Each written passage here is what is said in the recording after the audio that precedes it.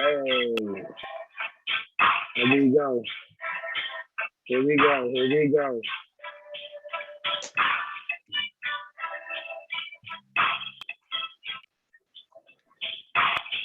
Hey, everybody. Welcome to our Counterpoise podcast. Pardon our tardiness. We have had some serious technical difficulties this fine afternoon with technology. Not really sure what's going on, but we are going to find a way to make one so that we can bring this podcast to you. Shout out to the CART alumni. Right. For those of y'all that don't know us, I'm Samantha Adams, and I'm one of your co-hosts. I'm going to go ahead and have my other co-hosts go ahead and introduce themselves. I'm Everett Stevenson, one of the co-hosts as well. And my name is Malik Foster, another co-host for the Counterpoise podcast. I would like to get into our Black Business of the Week. The Black Business of the Week, the name is Venus Love Boutique. It's a Black business. They sell men's and women's clothing. You can get your t-shirts here. Let's see, they got hoodies, shirts, leggings, short shoes. For men, they got shirts and shoes. And they also sell some accessories, bonnets, headbands, and do-rags. So check them out. Venus Love Boutique.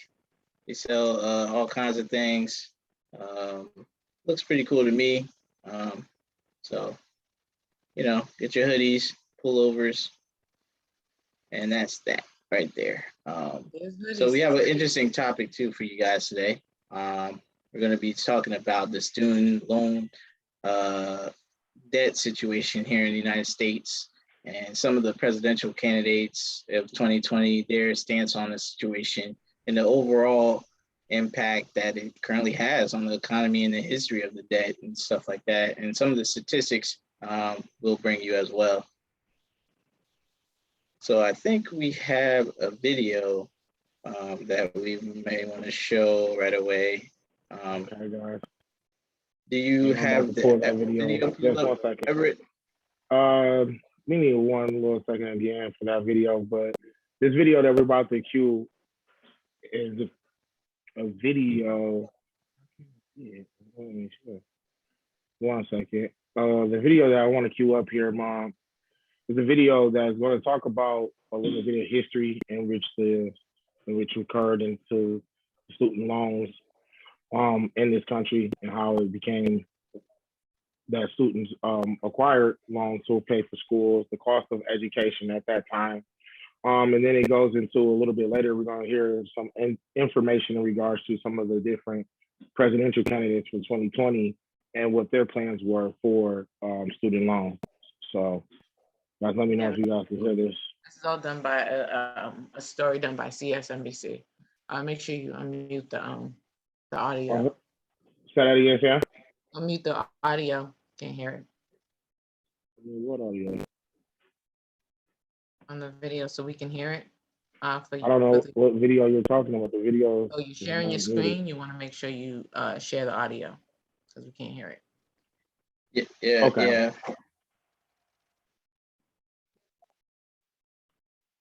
Containing the white picket fence and also a diploma hanging on the wall.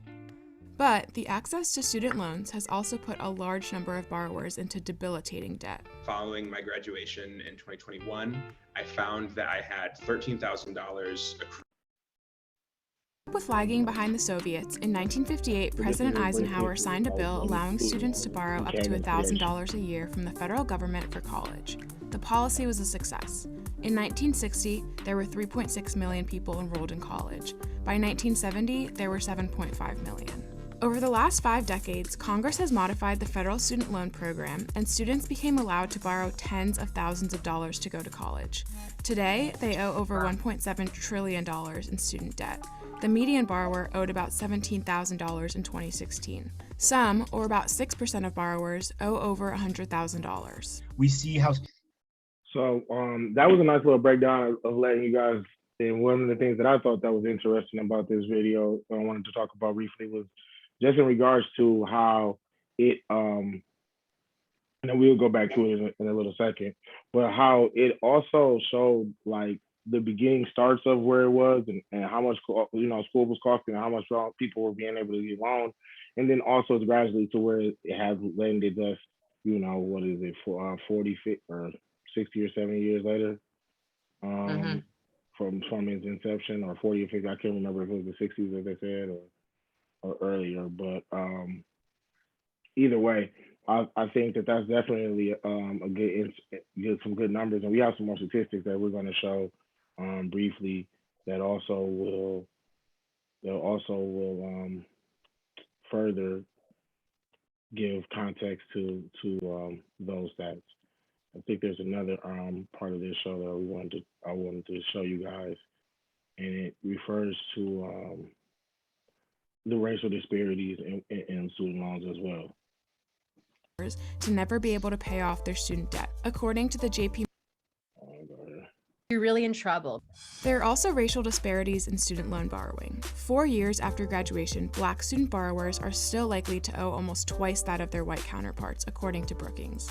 And Black borrowers are twice as likely as white borrowers to never be able to pay off their student debt, according to the JP Morgan Chase Institute. Aiden was lucky to accept a job after graduation that not only paid him enough to be able to pay down his debt, but also assists him in paying off his. So that was a little bit more history in regards to student loans and the racial balance. Here is an article some information that I wanted us to highlight as well, and it referred to the different presidential candidates for 2020 and their potential plans for student loan forgiveness. And as we see here, Senator Warren, I'll let you explain. $50,000 of student debt eliminated, with the amount of student debt canceled phasing out at household. Shop Dick's Sporting Goods now for the best selection of holiday gifts, like fleece from the best Gotta brands, love select ads. drivers from Thanks, Dicks. Callaway, TaylorMade, and Cobra, and 50% off this Prince table. Shop in store or online, pick up curbside or ship to home. Every holiday starts We do at not Dick's. endorse. We're not endorsing. We do not endorse them. They do not pay us. Senator Bernie Sanders' plan would have all federal student debt canceled for every single student borrower, regardless of income. Other Senate Democrats have introduced a plan that would eliminate $50,000 of debt from every student borrower, regardless of income. We are here today to introduce our proposal. So yeah, I thought that was some pretty interesting information in regards to, again, some of the current stats and some of the things that we heard some presidential candidates make in reference to plans. The article goes into more information in regards to the current president and his demands, in which he referred to giving students back $10,000 for student loans. And I don't know, is there another article that we had that went into that as well, or should I play that in this one? Well, I do know that there are some plans. I found something on the Shade Room. I'm gonna go ahead and share my. Let me make sure it's all ready to go. Hang on just a second. Let me share my screen. But yeah, just to talk about the video while Sam's getting that up, it was very interesting how they have, like, how it's always like the black folk have it worse. They're most likely not to pay it back, most likely to owe more. It's just interesting. Yeah, it is. So About here's the racial disparity of it. But go ahead. And we talked about it in the past from just different factors, from not even just the loaning of the money, but also ability to get access to funds, access to employment to allow for, opportunities like that, or opportunities for you even acquiring a scholarship even. So Yeah. So as far as President Biden's plan, the Shade Room did this story. We can break it down. We don't have to watch the whole thing, but it's just pretty much talking about what's going on with his student loan forgiveness plan. Because if you guys remember, President Obama had one, and it canceled debt to those public service workers, right? And a lot of the things that President Biden runs on are continuations of what Obama was working on or campaigning for. So I'm gonna go ahead and press play on this particular article. Video through the Shade Room. Can you guys hear anything? Nope. is on mute. What's really going on with our student loans, and will they ever get canceled for good? The U.S. Department of Education is stepping into the shade room. I'm Justin Carter. This is TSR Investigates.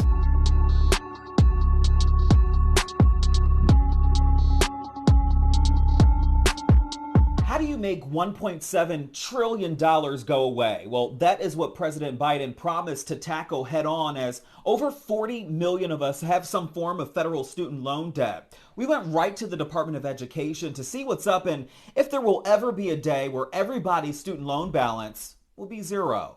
It's hard. It's tough out here for us. Ariel Grant, she graduated from the University of Pittsburgh 7 years ago, over $80,000 in debt. She's paying out of pocket right now, almost $500 a month. It's a big portion of my paycheck. It's taking a lot away from my livelihood. I really was hoping that Joe would come through with, what he promised. It's why Press Secretary Kelly Leone at the U.S. Department of Education says her office is in overdrive. She says so far about $11.6 billion in student loan relief has been distributed since President Biden was elected. 2020, Joe Biden says, I'm making a promise to the American people, especially students, that I hope and I aim to forgive student loans up to $10,000 for students. People on our site, the roommates want to know, where is the money? We have, since the beginning of the administration, been day one exploring what our options are with respect to debt forgiveness. That said, as the president has mentioned, we certainly would welcome some action from Congress on, any forward movement on exploring what that forgiveness might be. I'm going to pause it for a second. The reason why I pause it is because I find it very interesting that he ran on a platform to cancel some student loan debt, and they, based on what she said, it sounds like they don't know what to do in order to get it done, right? Right. And so it's like, you ran on the platform, that should have been something that you already had figured out, and it sounds as though his ideology about getting those things taken care of fall in line with whatever the Congress wants to do, right? Because she's saying, oh, we need to wait to see what Congress, we want some congressional involvement. Well, I mean, as the president, you should be trying to do a little bit more than just get Congress to do it. Yes, you should. Congress should absolutely be involved, because then it'll be a law, right? But at the same time, there should have been a plan. I mean, there may have been remnants of a plan, but it almost sounds as though, and I could be totally wrong, that there isn't one, right? So I'm gonna go ahead and press play again for a little bit more time, and then we can go ahead and just keep it pushing, keep talking about it. So let's start with where that $11.6 billion is. Leone says that qualified public service workers like teachers, nurses, state and local government workers, and firefighters can get their loans forgiven under what's known as the Public Service Loan Forgiveness Program. But here's the catch. In order to qualify, you have to have made 10 years worth of on-time payments on your federal loan. Another catch too, the program has been met with some flaws over the years. People say that the process to get this money is a big hassle. In fact, over 90% of people who apply get rejected. So we asked Leone why that is. And some of those hurdles have been, perhaps they made one payment a day late. Perhaps they were in the wrong kind of federal student loan program that didn't quite qualify. That and paperwork errors have ruined people's chances too. Leone says that they are working to fix some of these issues. What we're going to do is we're putting in place a waiver that'll run through the end of October of the following year for borrowers to be able to consolidate and have their applications reviewed for public service loan forgiveness. And remember those schools like ITT Tech and Everest? They've been shut down for years now, accused of misleading students into taking on debt that they could not repay. If you did go to one of those for-profit technical schools like these, there's a chance that the government will forgive those loans you took out because of the fraudulent practices. So I think that's a little refreshing, right? To have student loan debt from an institute that's no longer around, and you still got to pay it, but your degree isn't worth the least squat, right? But I do think that right there, I'm gonna go ahead and stop sharing. I do think that right there is pretty refreshing. Yeah, because they were committing fraud against people. So I'm glad that they're going to do that. I mean, they should. Well, that goes to what I was talking to you guys about when we talked about the subject of how sometimes I feel like, you can look at that as every time you take an opportunity, not to say just because it's those schools in particular, since they're simply not around, but other ones, when you look at them, they can have issues where schools won't be there and you don't have that guarantee of whatever your degree and your backing is going to work. So it sometimes seems like you're taking their chances, depending on nowadays, depending on the type of degree you're getting and from where on based on that education, or excuse me, based on that chance that you're going to bank on getting, a suitable life that you would like to live. I have another video that real quickly addresses what the president's authority is towards student loans. And The ultimate question is, you guys hear that? Hello, can you can hear the it? president actually cancel student debt? Yeah, I hear you. Under a statute called the Higher Education Act, the President of the United States has the legal authority to cancel federally owned student debt. Since the start of his term earlier this year, President Biden actually has canceled significant amounts of student debt to the tune of nearly $10 billion. For student borrowers with disabilities, the President and Department of Education effectively forgave all student loans. For active duty service members with student loans, the department waived all interest on loans. And the Biden administration erased student debt for former students of ITT Technical Institute, a former for-profit college chain. The president still hasn't announced a plan for any kind of broad student debt cancellation or loan forgiveness. Progressive policymakers are still confident that Biden will come around during his administration. Canceling student loan debt is the single most effective. And so that was just something I just wanted to share with people to let you know about the president's authority and what he could do with types of loans and some of the things that we heard that he has been performing his authority to do. But I think it's interesting. I feel like they're trying to maneuver very, very sly and very very cautiously. Basically, they want to help and try to give on their promise, but they don't really want to help. And what I mean by help is that they don't want to cancel it for average citizen. There's no disability. There's no military background. You're just a regular person, went to school, and you collected debt. They're not trying to look out for you. So that's the issue I have. Okay, you have to be disabled to get your loans forgiven. You gotta work for 10 years as a public service industry in the public service industry sector. Then 90% that's denied. Go ahead, Sam. They have made some changes for the military though, because remember the GI Bill was allowing for, our soldiers to be able to go to school and the government pay for it. And then, because I did see a story on Business Insider where it talked about there was a gentleman, he's 65 years old. He did surveying, I think land surveying or something to that effect for a living. He went to the military. He was in there for 4 years. He enrolled in college to get his degree. And then when he was done, a few years after, while he was, working, they made changes to the policy, right? And so when they made those changes, here he is now 65 years old and he starts to pay that student loan debt. You know what I'm saying? So, yeah. It has affected the military, right? And they've made changes again since then so that the military does get more loan forgiveness. But the thing about the way that our government does our military, we really, really, really have to do better. You know what I mean? He just hasn't fulfilled any promise of canceling the 10,000 like they said in video. So that's the issue. Can you start, taking care of that? Right, because that's a part of it, right? You have to pay.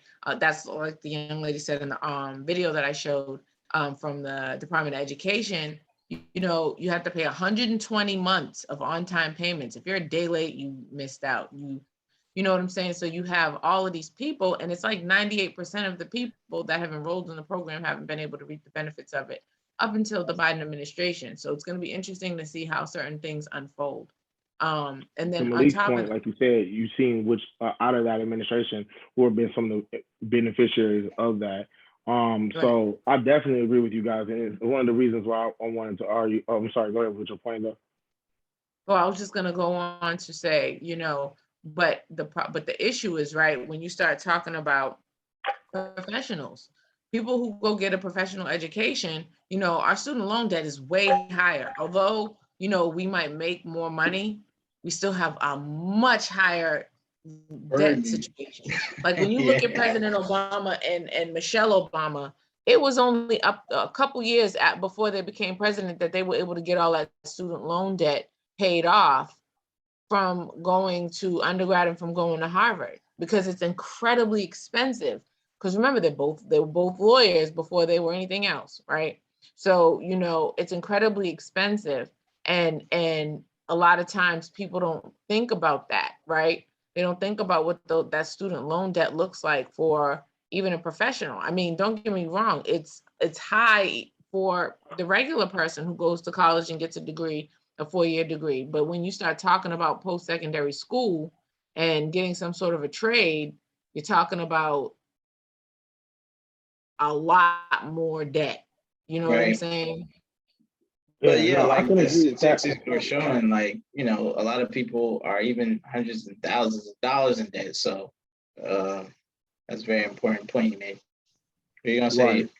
Yeah, no, I was gonna say I can agree with those statements about, you know, people taking it on, but I disagree in the sense that people aren't aware of it. Like, I think that that's definitely something, especially in our day and age, that people are very much aware of, especially if they know that you have an education and they have an education and y'all may come from similar backgrounds. So whether it's a conversation that gets brought up casually, whether it's something that gets brought up in general, like it's something that, you know, that is either aware of or people know that is likely to happen, especially if they're in those type of lanes, right? So that's why I say, like, you know, you have to look at this whole thing and figure out why it works. I know we talked about it earlier in regards to how some people felt like, you know, well, is college worth it in a sense, you know? And I know, Malik, you mentioned how Zuckerberg and, you know, Elon and individuals such as them may have like left out of school, didn't necessarily finish, didn't get their education as far as a traditional education out of like graduate school or even undergrad for Mark. But they have been able to become successful. And I argue with you, like to Sam's point just recently, that a lot of times in order for that to occur, the people that they have that run their company and the people that they entrust with their company do have, you know, degrees, and if not, and most likely secondary degrees. So I think that the conversation isn't necessarily so much like, is college just expensive, as much as it should be, you know, can you make it work for you? Or do you have a plan that'll show you that if you know that you take on those endeavors, can you, you know, figure out what you want to do? Well, to that point, E, that you're making, is it for you? I have a video here that shows, that will demonstrate exactly kind of like what we're discussing here about the professionals and stuff like that. Let me show y'all a little bit. It's a 3-minute clip. Can y'all hear that? Turn it up.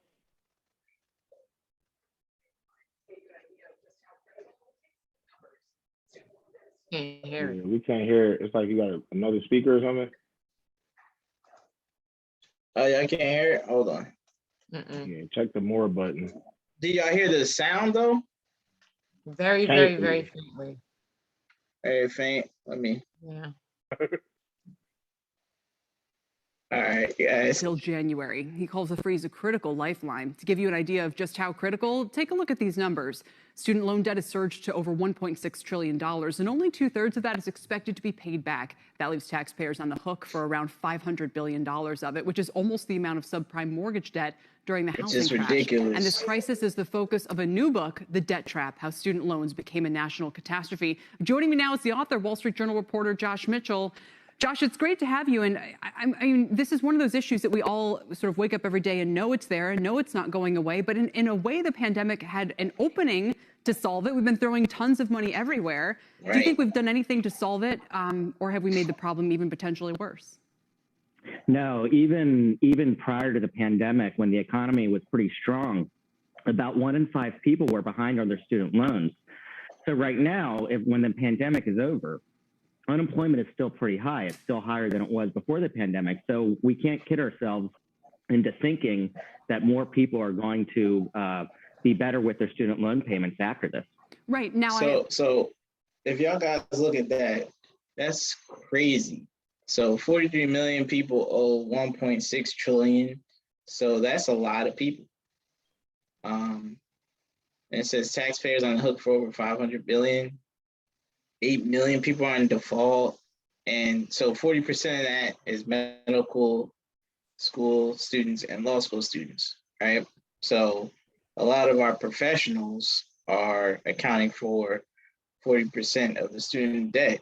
So maybe that's a position that they could tackle as well. Trying to aid them as well, because medical school and law school are very expensive. And a lot of people acquire tens, if not hundreds of thousands of dollars in debt. So I think that would be an interesting area for the Biden administration to look at, like who has the most debt, like, or how can we, kind of give out certain levels of debt. Like one of the videos Everett showed where they had 50,000 flat for everybody. But some people don't need that much, right? So maybe it could be a percentage, like 50% or 30% of whatever your debt is. So there's different things that I think they can look into, like to where people can, so where it's manageable. Right now, I feel like the debt's not manageable. So, I mean, the Biden administration still hasn't fulfilled the promise of the 10,000 yet. And and like the guy was saying, they're throwing money around a lot. So I'll play a little bit more in the video, see if he has any other. I thought I just saw the other day that they're moving towards, maybe there's a bill in Congress somewhere that would allow people to discharge student loan debt in bankruptcy. And what do you think the implications would be if that step were finally taken? Because now, as everybody knows, it's one of the only things you really can't discharge. Sure. So, well, it's not impossible to discharge. It's very hard to. Now, this would help a lot of families. There are a lot of people who have gotten into debt that they can't repay, and interest is accruing on these loans. So for a lot of people, the balance is growing because they can't repay it. So loosening bankruptcy law would help those families. It would not address this issue, though, that credit in this market is very free in the student loan program, meaning if you forgive student debt now, or if you allow more people to declare bankruptcy, it'll help those people. But what about next year's students? The government is still giving families essentially a blank check, which means with the press of a computer key, they can still get tens of thousands and sometimes hundreds of thousands of dollars in debt. Yeah, it's predatory. I mean, if the same behavior were applied to people who shouldn't be taking on debt in the private space, they would be hauled before Congress or have to explain to themselves why they would trap people with debt they knew they couldn't pay back, but nothing happens in this situation. So I guess, and one of the things I loved about the article that I've seen from the book is it explains how we got into this mess, how at first Congress was just kind of backing the debt in the early 80s, and then Sallie Mae got too involved, and then they kind of had to dial that back, and then all of a sudden it was the Treasury was the only game in town. So how do we keep college from costing $150,000 a year? Well, so before the student loan program came into existence, a lot of schools actually used their own funds to make loans to students, and default rates were low. And there's a very simple reason why. When schools suffer consequences for charging too much and getting students into too much debt, they're less likely to charge so much. In other words, if schools know that students are bound to default on those loans and that schools will be on the hook for that money, they're less likely to get them into unrepayable debt. It was only when the student loan program put taxpayers on the hook for these loans that default rates really started to rise pretty quickly. And I think both members of both parties seem to agree on this concept. Republicans focus on nonprofit colleges, the Democrats focus on for-profit colleges, but they both broadly agree that schools, if they want to reform this program, need to suffer more consequences for charging such high prices. And if you require schools to put up some of their own money instead of simply relying on taxpayers to make these loans. There's evidence to show you can rein in these prices. And there is maybe a way out, a path forward. All right, guys. So, what do y'all think about that? I actually found some more statistics. Well, first, let me just put something into context for our viewers that don't really know. Law school and medical school, when we say that they're very expensive, what we mean is like that education is a house note. And I don't mean one mortgage payment. I mean the cost of a house, and pretty good size house. Like we're talking 200,000 and plus for a student loan for a professional degree in the medical or legal field. I did find some statistics. I'm going to pull them up really quickly about that, along with just, general student debt. Can you guys see my screen? Yeah. Mm-hmm. So the Education Data Initiative has provided that the average student loan debt is 71.4% of law schools. I'm sorry, 74.1% of law school students graduate with debt. The average law school graduate owes $160,000 in student loan debt. Meanwhile, law student enrollment is at its lowest point since 1973. So, before our podcast today, I was talking to both Everett and Malik about just enrollment, right? You have a lower percentage of doctors coming out of medical school, and you have a lower percentage of lawyers coming out of law school. These programs have the curriculum set up to wean out those who are not really capable, right? And so, in addition to that, it's extremely expensive. So, like with law school debt, when they're talking about the average graduates with 160,000 on average, that's not even including the debt that they accrue in trying to take the bar, right? Because it's much harder to get a job before you pass the bar. And then, so you acquire debt, and they even have a loan for you to take out while you study for the bar and live.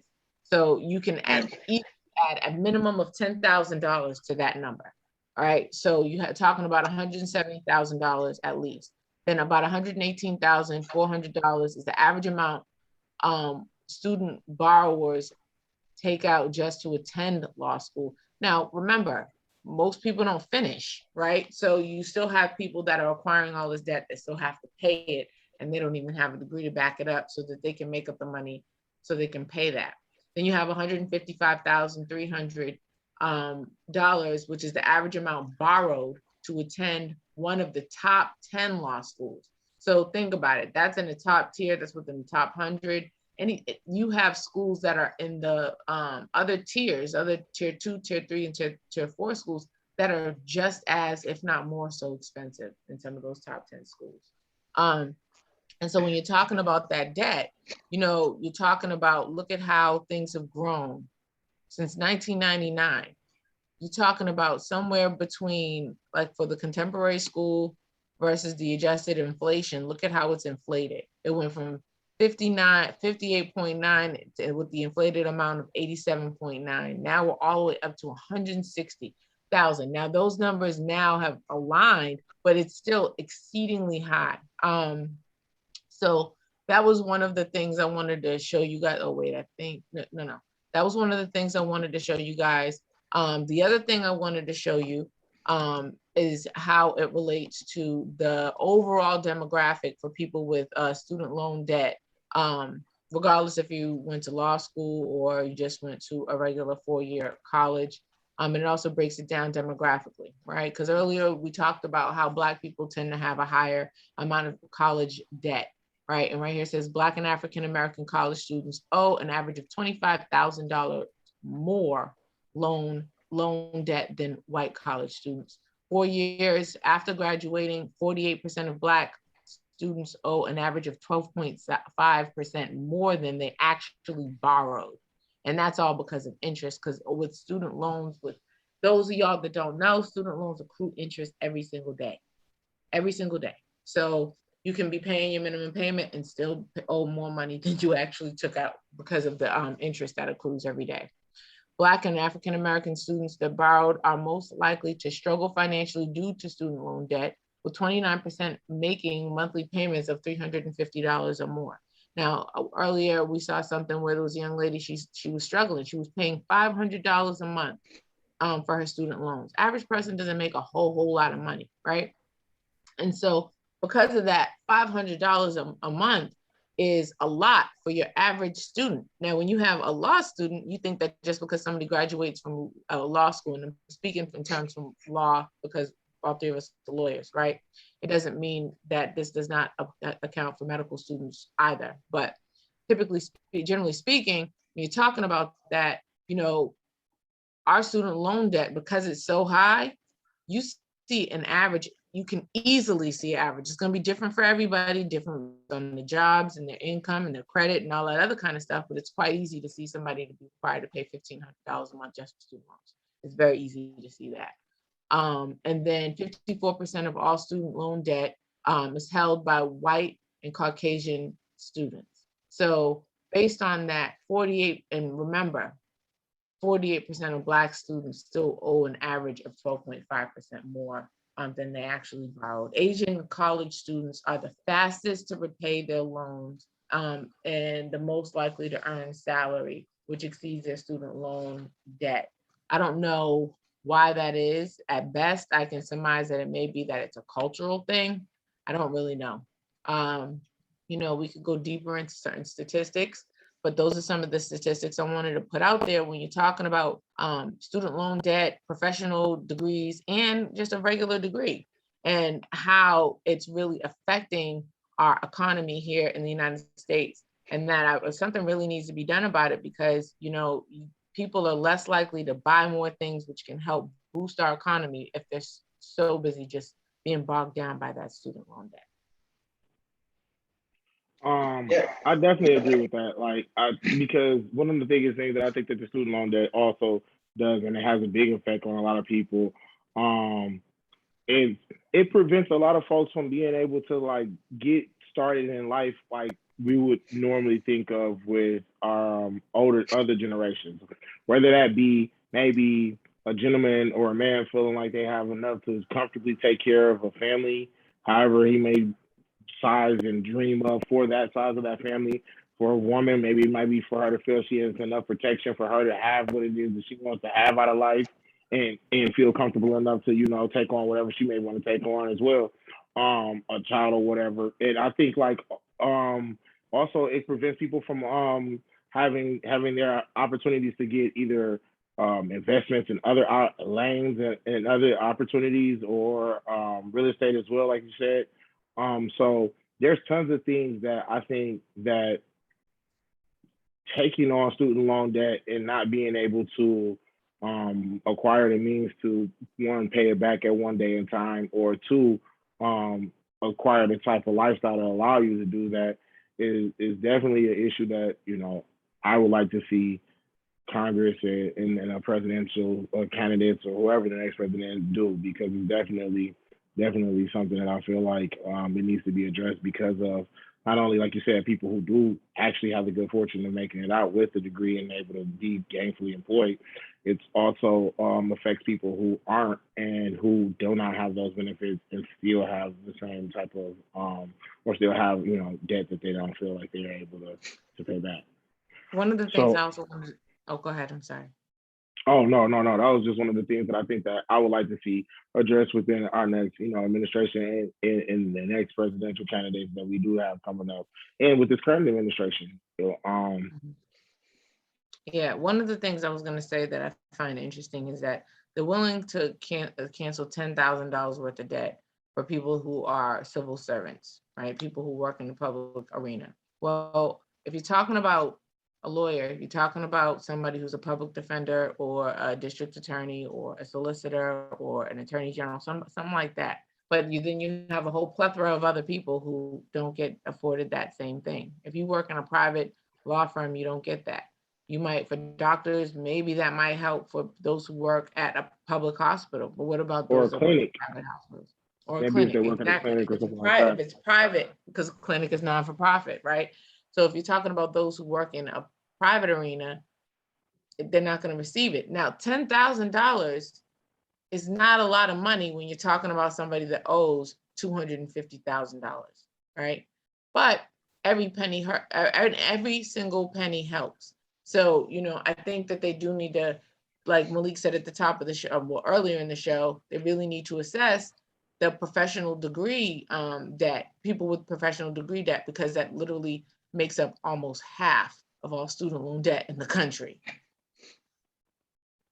Right, and that's what I'm getting at. Like, when you're trying to fix a problem, you want to look at, like, what's the biggest problem, what's the biggest hole, how can we come up with some sort of solutions that would benefit most people, because they clearly don't want to forgive all of it. They want people to pay it back, they want the money, and they want to keep people kind of, trapped, in my opinion. So the way to kind of help is by seeing, like, okay, there's a lot of debt. There's 40+ million people in debt, like they were saying, over 500 billion taxpayers on the hook. So I think if they do that proportional plan and kind of prorate it based off of a percentage, like, hey, we're going to forgive 50% of whatever your debt is or something. So if you have 10,000, it's 5. If you have 100,000, it's 50. Something like that. Like something like, okay, people can get with, or whatever, 25%, or whatever number they decide. But, they got to give people some assistance, some help, because the debt, as you show, for professionals is astronomical. And even for people who didn't get advanced degrees or graduate degrees, it's astronomical as well. In the video I played where the guy mentioned, it's not impossible for them to forgive it. And there's other strategies that they could do, such as making these schools on the hook. So these schools definitely need to be on the hook more, because they're just accepting all this kind of money, charging whatever they want to charge. Like how can they justify charging all this money and people aren't getting the return on the investment? How do they justify charging all this much and getting you in hundreds of thousands of dollars in debt, and you're not coming out making hundreds and thousands of dollars? Like you said, well, that's the whole thing, because it's a business, right? It kind of goes into the predatory lending he was talking about. But go ahead. I was just gonna say, like, I think that goes to the point of it being a business, right? And we all talked about that, because the student loan thing is like a business as well. It gave access to meaning, you feel me? But the benefits of it all does not also always equate to it. It doesn't necessarily. It's not always a byproduct of it, and that's the point that I think a lot of us are trying to make. But yeah, I just want to add that. Yeah, and I agree with both of y'all, especially with Malik, when they were talking about the ITT tech thing. It did just give me flashbacks about predatory lending from the 2008 housing market. It absolutely did. Right, that's crazy. Like the schemes and scams they were running, the commercials they had. But at least they're going to forgive that debt. I mean, I don't know if anybody is going to validate that degree, but they're supposed to. Like, so if something happens to your school like that, they're supposed to, honor that. But I'm sure people look at the degree funny. But they're supposed to honor it, but still, it's still not a good look. One thing if you got your IT tech degree. I think it's one thing if you got a But degree out of it, and let's something be else when your frank, money though, gets wrapped up in the school.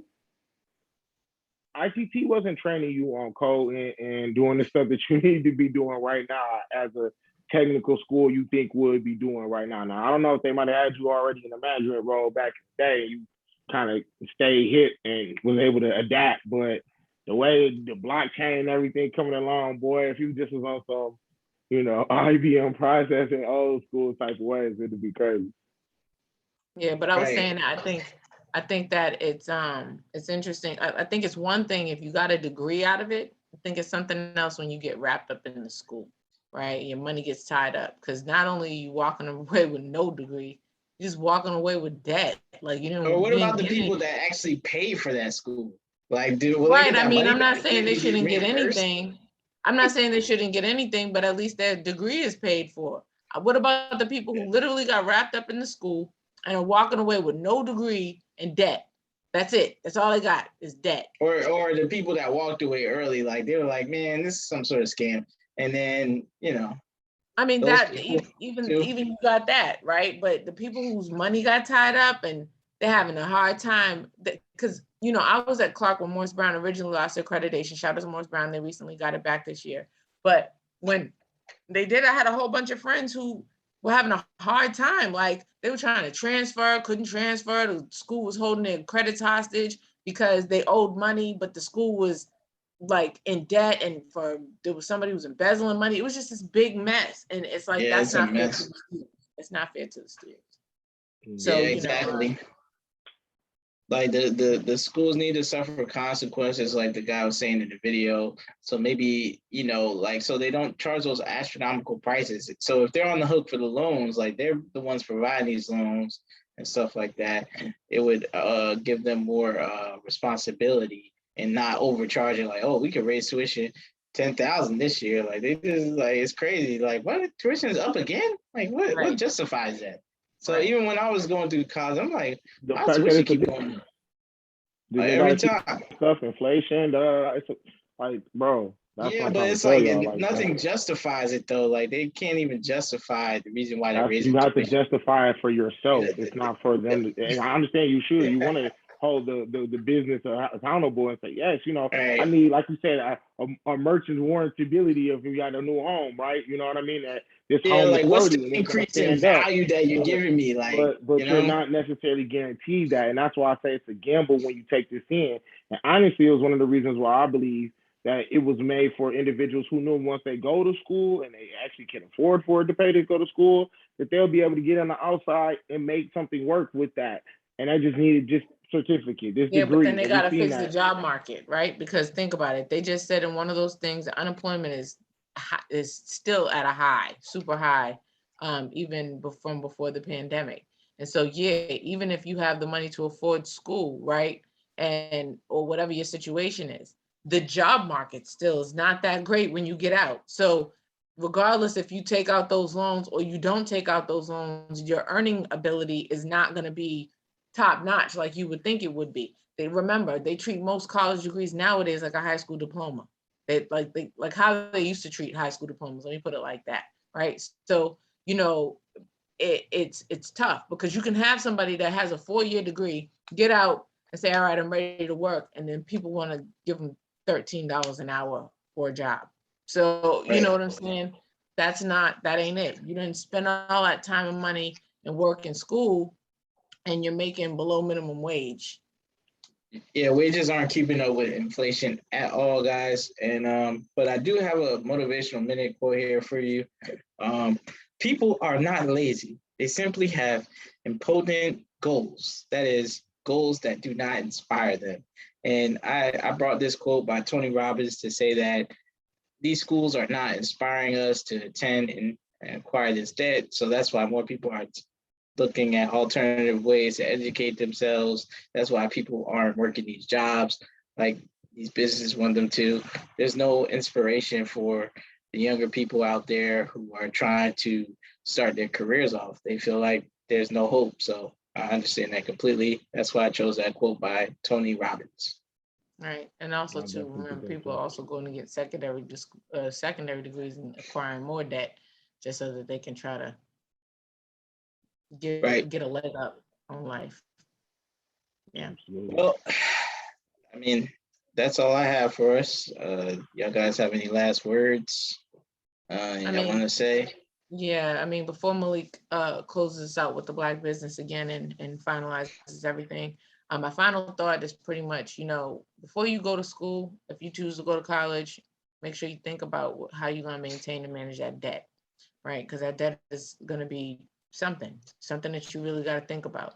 So if you can find ways to get grants, scholarships, things like that, do that, because the least amount of money that you have to pay, the better, because you don't know how long it's going to take for you to pay that stuff off, and you can't wait around for the government to give you any kind of loan forgiveness. Because even though it might be available to you, when you graduate, there's no guarantee in that. So, you know, minimize that debt, work if you can, do what you got to do, so that you can continue to grow yourself, because growth is absolutely important and it's absolutely necessary, right? Because we still have to evolve as a people, as a nation, as a culture, as all of that. So just think about that, weigh those options, and try to find alternative ways to making money as well. So that way you're not stuck like a lot of people.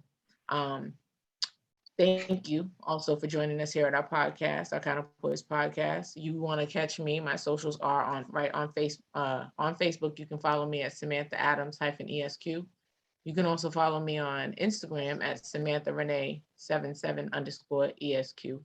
You can catch us on Facebook and Instagram and YouTube at the Counterpoise podcast. Again, like I said at the top of the show, we had some technical difficulties today. So as a result, this one is not a live show, but you can expect to see it posted on our social media platform. So please make sure you check us out. Tell a friend to tell a friend, like, share, subscribe, and all that good stuff. And we love y'all. Oh, and if y'all have a topic, make sure you reach out to us. Let us know. We're more than happy to talk about it. And you can also catch us on Wednesdays at 8:30 for What's Up Wednesdays on IG Live and right here on Facebook at 12 noon on Sundays. Guys.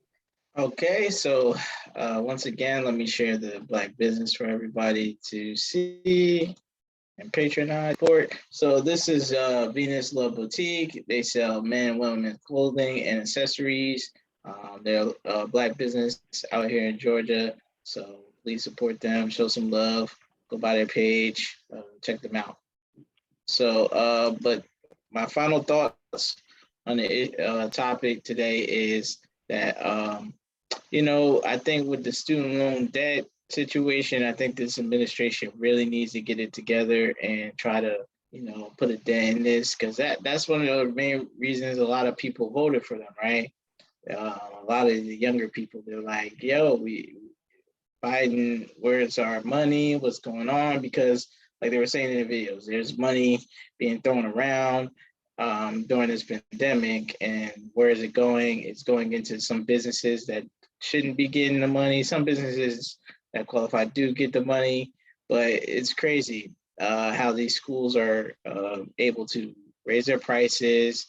And the guy was mentioning like predatory lending and stuff like that. So it's a big crisis here, and it affects tens of millions of Americans, over 40 plus a million Americans. So it's a big issue, and that's a good size of the population. So you definitely want to try to resolve it. But that's my final thoughts on that. You guys can check me out, Malik M. Foster, on all social media handles. Like, share, subscribe. We'll upload this shortly after. Sorry, we couldn't go live once again, like my co-host Sam said.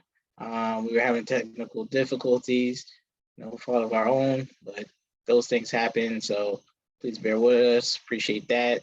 So if you got anything else, E, want to say? Yeah, thank you, Malik. I just want to say, reach out to us. You can catch us on Wednesdays, as everyone else said. You also catch us live. My Instagram is thatguy2104. And just again, ending minding words is, I just want you to say, you're born to win. I want to shout out One Mission for your C. Definitely believe that, you have to believe in yourself first, and then you can make whatever you're doing work for you, So that's what I have as far as the word, whether it's in schooling, whatever, make your networking in life should be your school also. So with that being said, we're going to get ready to close it out. Thank you guys for all joining us. All right, so, hey.